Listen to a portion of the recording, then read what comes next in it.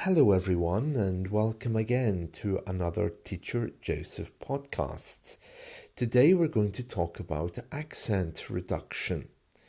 Do you think that accent reduction is difficult? Do you think it's difficult to achieve the perfect English accents? Or we're going to look at a few tips which make it easier.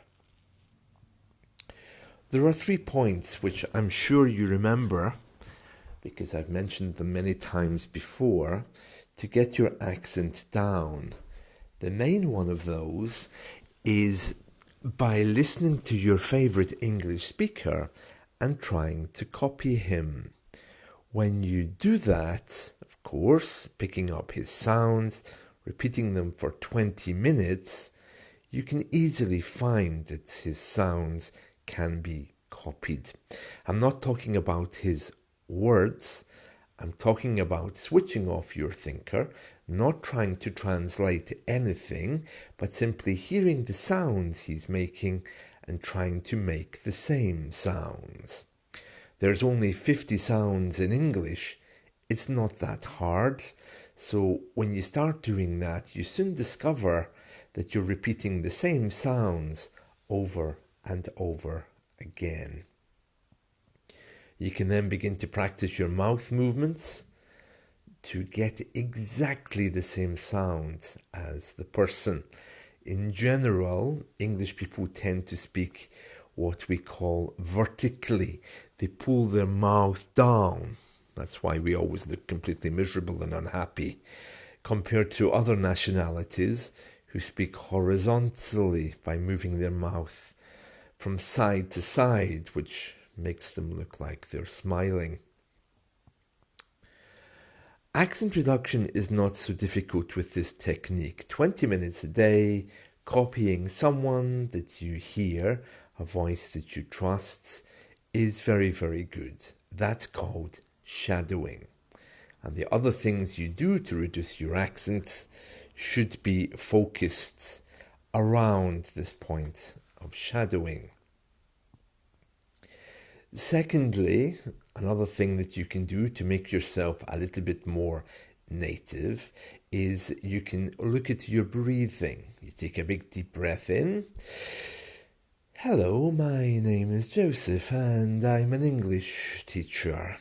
So you can hear there I was breathing out in one breath. I'll just show you with another example. Today the weather is very nice and warm. I really hope it continues that way. So at the start of the sentence, I took a big deep breath and I simply said all my words in one breath without leaving spaces between the words. And to make my words recognizable, I had to stretch them just a little bit. Because if I don't, and I speak too fast like this, you wouldn't recognize what I'm saying. So that's the second point, which is breathing. Now, we don't always do this. It depends on the circumstances. I'm exaggerating a little bit, just so that you know. I mean, I don't go to the coffee shop and say, I would like a latte, please. It would be a little bit too dramatic. And people might think I'm auditioning for the next Shakespeare play.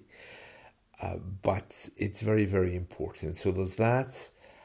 As in previous podcasts, I've mentioned the pitch and tone, your voice going up and down while you're speaking. This is another one, which is very, very good. You can simply put your voice up and down as you're talking, not too much. I mean, you can judge how much you want to do that for emphasis, but the rule is the same. You have to do it. So whether you speak calmly and melodiously and then put your voice up in certain words, that's also fine, you know. But if you really push your words up and down a lot, it could be an exciting news story. Likewise, if you just speak flatly, my name is Joseph and I'm an English teacher, you will quickly lose your audience. I say likewise because I'm linking it back here to two extremes. So one is putting your voice up and down to create an atmosphere of emphasis and learning. That's not maybe the best way to do it. Maybe just picking your voice up just once in a sentence is perhaps quite enough to show people that you're doing it. And likewise, being flat, speaking like this without any other intonation is not a good way to present yourself. So you have to find a balance which suits you and suits others as well. Those are some of the key points. There's others, such as smoothing your words together. For example, I smashed eggs this morning in the garden. So I smashed eggs are the first three words of the sentence.